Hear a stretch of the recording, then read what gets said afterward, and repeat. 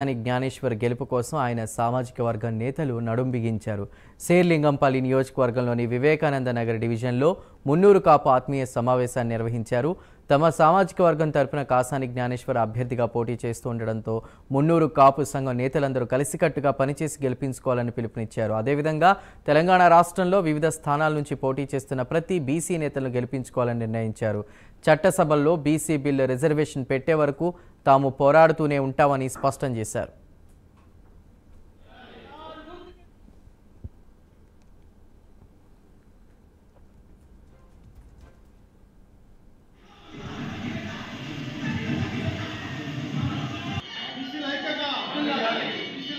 Bismillah.